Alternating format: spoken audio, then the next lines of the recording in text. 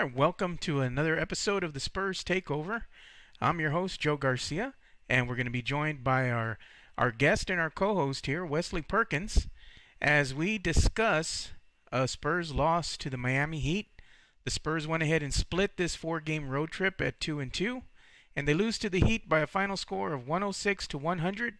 Going into this game, the Spurs were in ninth place in the Western Conference, and they didn't do themselves any favors tonight. Their overall record, is 17-22, and depending on what happens, we're gonna wake up and see where the standings are gonna be in the morning. Maybe they'll move down to the 10th. Maybe they'll stay in the ninth. Maybe by some miracle, we blink and all of a sudden they're the 8th seed again. So I doubt that though, because the Memphis Grizzlies have been playing at a really high level, and this young team is looking really good.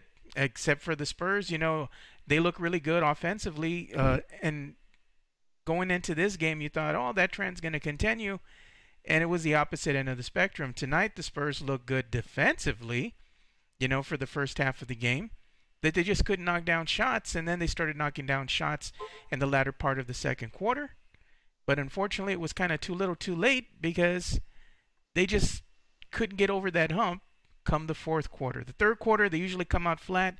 Spurs, I think they did a valiant effort. They did good. I thought, to keep themselves in the game, and they actually got the lead. So they were looking great until the fourth quarter comes, and then all of a sudden, inexcusably, they put in Marco and Belinelli, and it won't be long now, because as soon as they insert Marco, you have Marco and you have Bryn Forbes on the court at the same time. It won't be long. You know what's going to happen. The lead evaporates, and then what happens? The Spurs find themselves down by 6, and pretty much that's all she wrote, because it kind of took the team out of rhythm. They couldn't hit their shots. Then the Miami Heat started getting some help from the refs over some questionable calls, and just totally took the Spurs out of rhythm.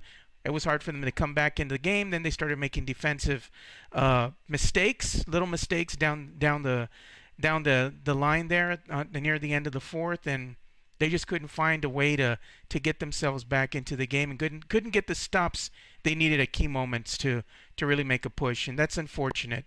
What were your observations tonight, Wesley?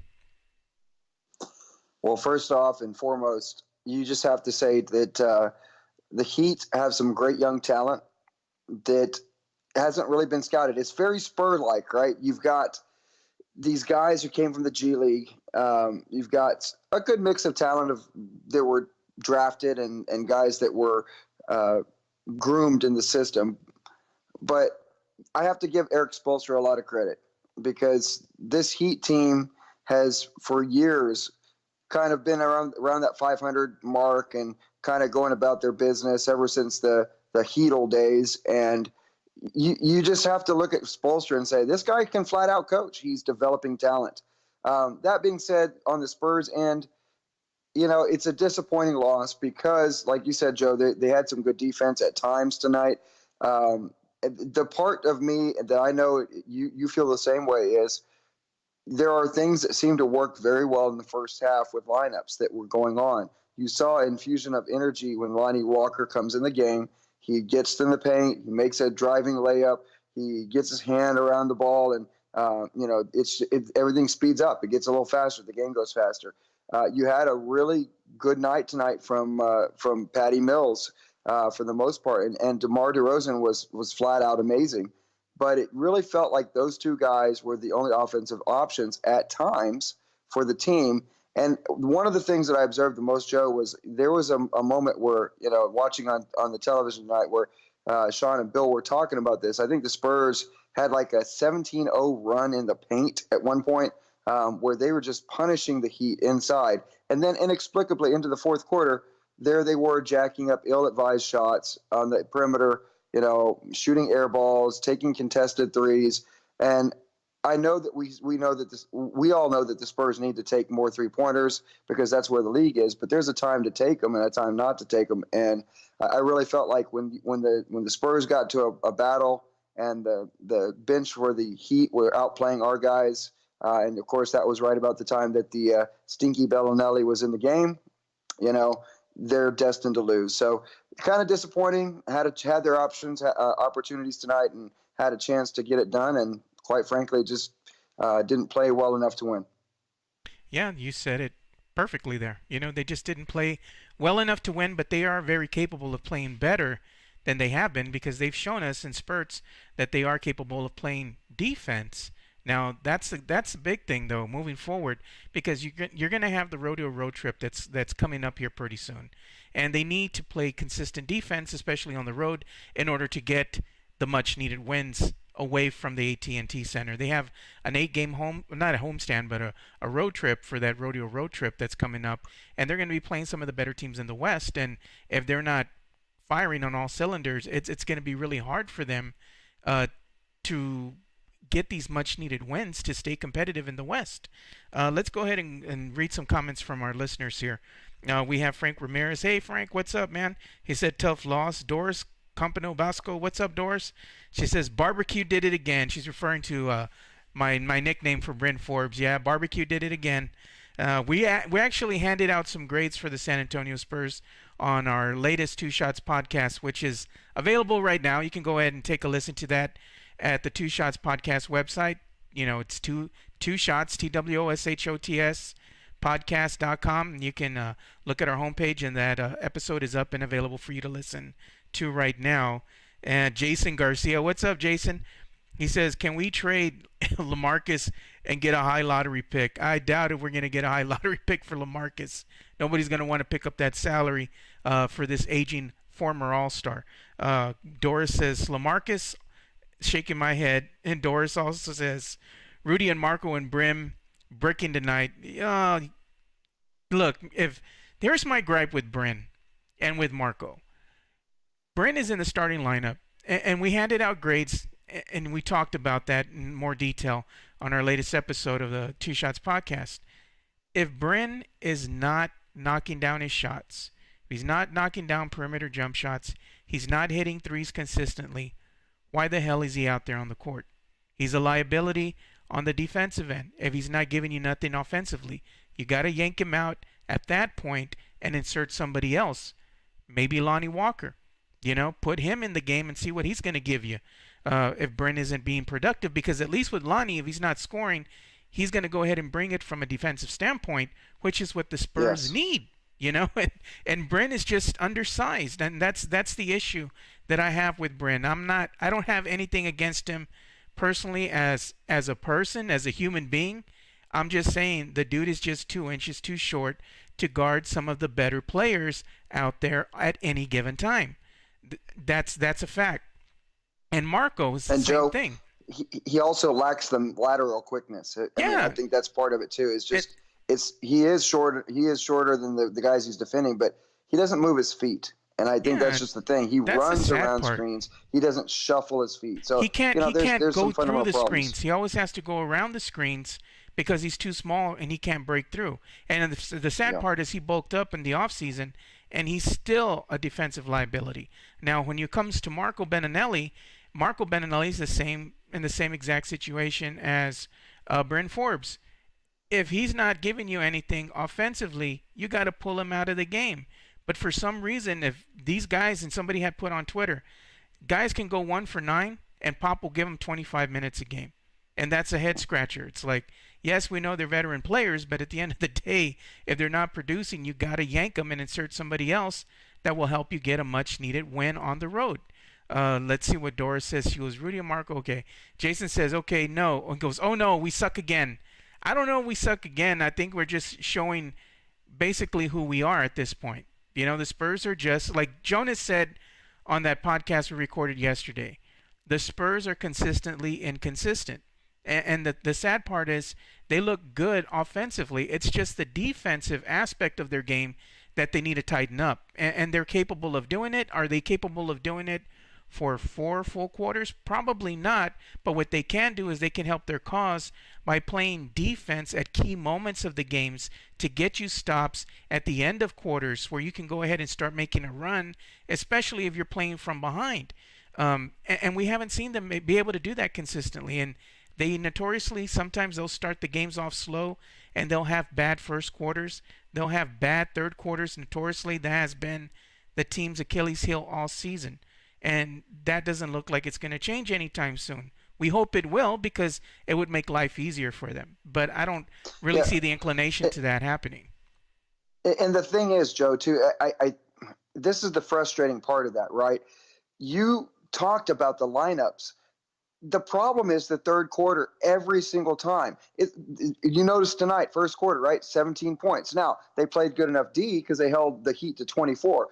But it's the same lineup. You're talking about the starters. The starters come out in the third. The starters are out there in the first. And that's when the lulls happen. And so if you're Pop, and nobody can say, well, Pop is just trying to, make sure that his guys are ready to come. He goes back to the starters. We've seen Pop shake it up over the years. We've seen times where Pop says, hey, you know what? Manu's going to start in the second half. Now, I know we don't have a Manu on this team, but you do have a Lonnie Walker. Are you do drunk, have some other Wesley? people. I was going to Yeah. say you're talking about Manu being out on the court. I was like, are you drunk, Wesley? And then, no, I mean, there's not a guy out there, but like that. But there is energy guys, and I just wonder if Pop is not people saying he's being stubborn. I laughingly say this, but if this isn't Pop's way of saying we're going to sink or swim, these guys are either going to get it or they're not. But I'm not going to make the change. I look at that and say, I know it's just one loss. People say, chill out, Wes. They've played pretty well. They've beaten some of the better teams. Yes, but what do they have to show for it? That's the problem, is that they are still 5 games under 500. And for them to be successful coming into this rodeo road trip, which, ladies and gents, they may not win a single game. It's going to be tough. It would be tough for any team to play with their schedule on the rodeo road trip and win games. But with that being said, they have got to figure out a way to correct the problems in the third quarter and in the first quarter, because when the bench comes back in the third, they righted the ship. There you go. Spurs back in the lead. They put the starters back out there on the floor. You've got DeMar, who's just being awesome, and no support. So Yeah, he I don't know, can't do it Joe. all on It just himself. seems Yeah, well, let's he read some of can't. the stats. Look at what DeMar Derozan did tonight. He had 30 points. He was a +3 in the plus minus. That really doesn't mean much. It's just a stat they put out there. It means he had a positive effect on the game in his 35 minutes that he played. And to go along with his 30 points, he had 5 rebounds, 7 assists, and 2 steals. But he also had 2 turnovers, so we're going to put that in the mix as well. I got to be, fair and put all the stats, not just the good ones. Bryn Forbes, he played 26 minutes. He had 11 points on the night. And he also had 2 turnovers. He had 3 personal fouls. He had 2 assists, and he had 1 rebound. Now we go back to LaMarcus Aldridge. LaMarcus Aldridge had a very quiet game. He really didn't even look like he was going to break the double-digit mark for the night. But late in the fourth, he was able to knock down some shots, and lo and behold, he scored in double digits. But he was very quiet in this game. He had 12 points on the night. He had 1 turnover. He had 4 personal fouls. He had 1 assist, and he had 5 rebounds. That's really not going to cut it out of your one of your stars, that you have on the team. And not only that, but one of your starters that you really rely on, especially down in the paint, to knock down these perimeter jump shots. If anything, DeMar DeRozan has been the most consistent player for this Spurs team, So you got to tip your hat to DeMar DeRozan because he's been playing really good basketball. In fact, he was named the Western Conference Player of the Week for a reason. And then we look at the bench play, and we had an unsung hero here in Patty Mills. Patty Mills has looked really good, He had 21 points on the night. He had 2 fouls, 0 turnovers. He had 1 assist and 1 rebound. And then you had Derek White, who had 11 points. He had 3 fouls, 1 turnover, 1 block, 2 steals, and 1 assist. So that basically gives you the gist of the scoring load that was shared by the team today. Those are okay stats, but you still need to see more production, especially out of your starters. We needed to see a little bit more out of a Trey Lyles. Dejounte Murray only had 4 points on the night as your starting point guard, and that's really not going to cut it. We need him to score a little bit more. I think he looks first to distribute the ball more than he looks to score. And it's a shame because Dejounte really has a nice jump shot. You want to see him take more of those open jumpers instead of deferring the ball to get DeMar DeRozan or LaMarcus Aldridge, going. He wants to get him going early. I understand the logic behind it. But if you have an open shot, shoot your shot. You're going to help the team by putting points up there. So it's a conundrum that the Spurs are in. It's no easy fix. It's always something that needs to be tweaked, something that needs to be worked on. And we're already officially, guys, at the halfway mark of the season. So I'm going to ask you the same question I asked Hutch and I asked Jonas yesterday when we recorded the Two Shots podcast.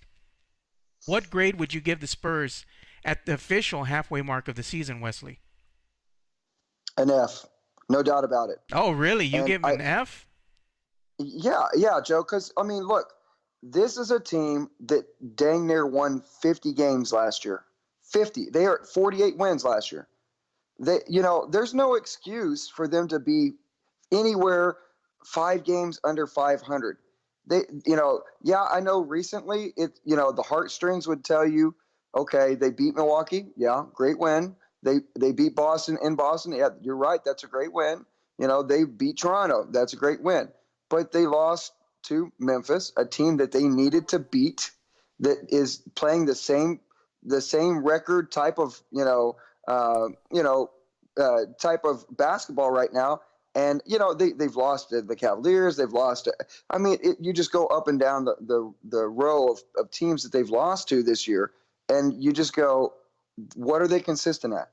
I agree with Jonas in what he was saying about their biggest consistency is they're inconsistent. I would say it just in a little different way. There is no staple thing that this Spurs team is great at. In fact, I'd argue to say that there's nothing that they're really good at. At times they can be a defensive-minded club for stretches. At times they can shoot the three. At times they share the ball and have good assist totals. At times they can be a good rebounding team. But there's not that consistent string of things that they do well enough in order to be a winning basketball club. And even this same team, and let's be honest, other than Davis Bertans, which honestly, as good as he's played this year, I don't think it's made that big of a difference for them. So you look at the same thing, and as a team that won 48 games, they're on target this year for what, 35 maybe? Well, 34, if they 33? keep their current pace, I remember looking at the stats machine there, and it was saying that the Spurs are on pace to win anywhere between 29 all the way up to 34 games if they continue with losing one, winning one, maybe winning two, losing one. If they continue that trend, that's exactly what's going to happen, and that's good enough to probably get them either anywhere between maybe the 13th to the 15th pick in the lottery. So you have that, I guess, to look forward to. Yeah, and again, that's not discounting the players. There's talent in the NBA, and especially coming out of the college and out of the foreign clubs that play. They'll find somebody if they do get that kind of a pick to be a contributor. But I look at a team. That's why, Joe, it really ticks me off. I look at a team like the Heat. I look at a team like, let's talk about the Grizzlies for a second. Oh yeah. These are young, talented teams that are playing their young Don't talent. forget the Jazz too. The Jazz have been on the tear The Jazz. lately. Yes. And you're talking about teams that have 1 year, 2 year players that are letting them figure it out. The Heat should not be doing as well as they are. They shouldn't be one loss only at home. Not with the team of guys that really are, Tyler Hero who did not play tonight. Maybe that's a credit to their coach, Erik Spoelstra. Erik is a decent coach, man. So he's got that team playing good together. For sure. And likewise, you looked at what happened the other night in Memphis, and I couldn't help but go to work the next day and tell my coworkers, look, Memphis is going to be a dominant team in the Western Conference in the near future because they've got young talent. I look at that. I realize the Spurs are developing Keldon. I know Jonas, if he were sitting here with us right now, would be shaking his head because he covers them in the G League. But, that's the difference. The Spurs don't let their younger guys figure it out.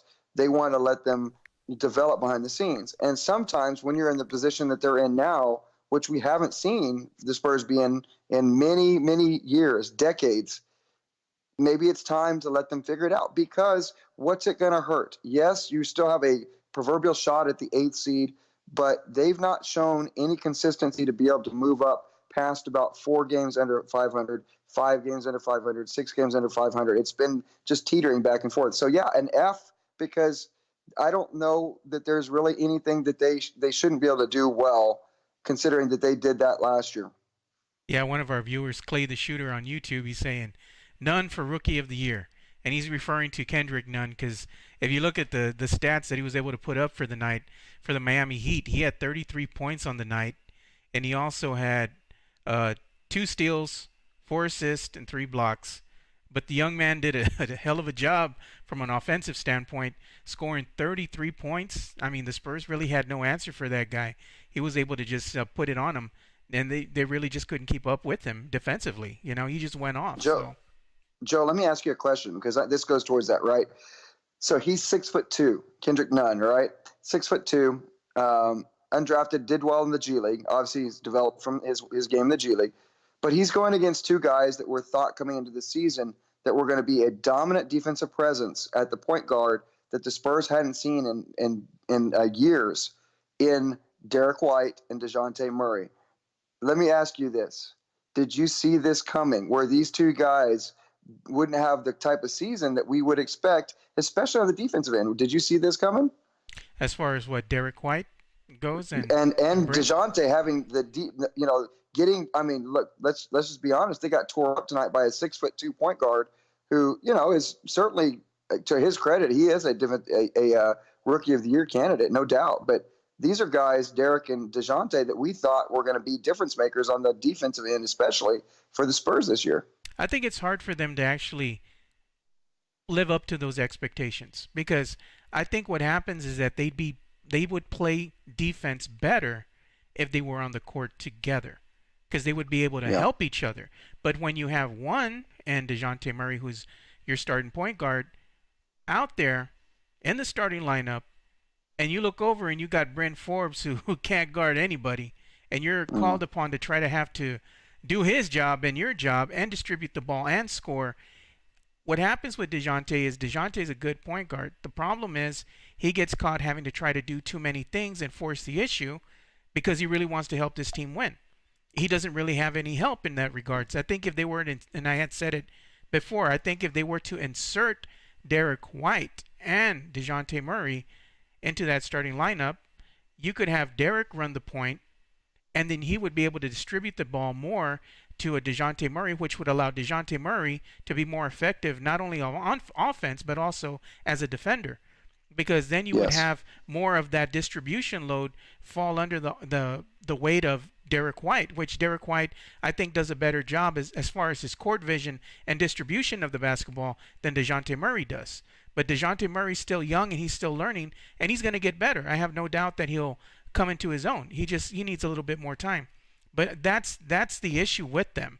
It's the personnel that they have around them that kind of hampers what they're able to do out there on the court. It's those rotations, and I see why Pop has to go with certain rotations, especially with Derek coming off the bench, because Derek is called upon to lead that second unit, and they really rely on him heavily to not only help with the flow of the offense, but also to distribute that ball. So you have that. Who else are you going to have as your point guard coming off the bench if you insert Derek and you have Dejounte on the court at the same time? You're going to put in Lonnie Walker. Lonnie Walker's more of a shooting guard. He's going to get out there in the open court and he's going to give you all this offense, and that's where he excels and that's where he does great. And I want to see him do more of that.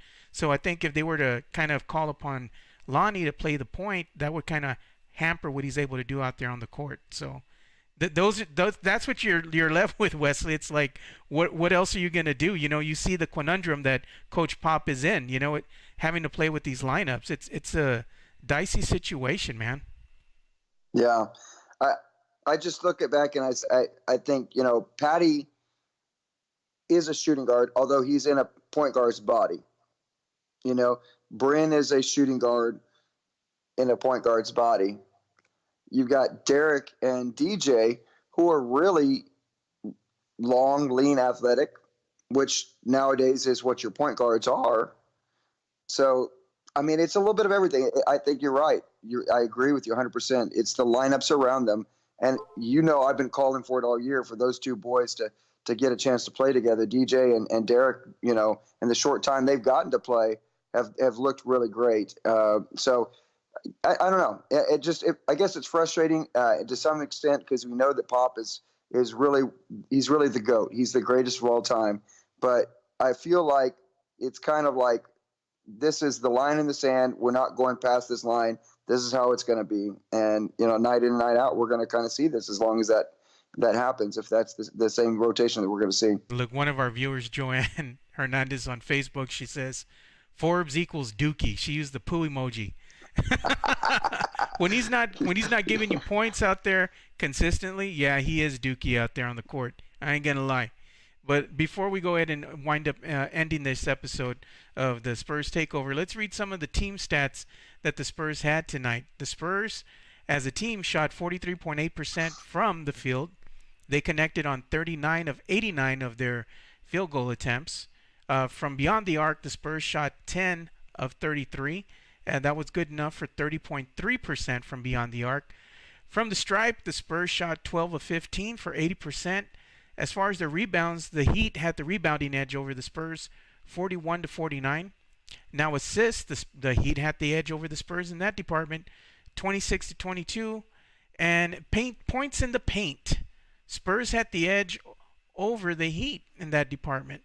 As far as points in the paint, they had the edge over the Heat, 44 to 32.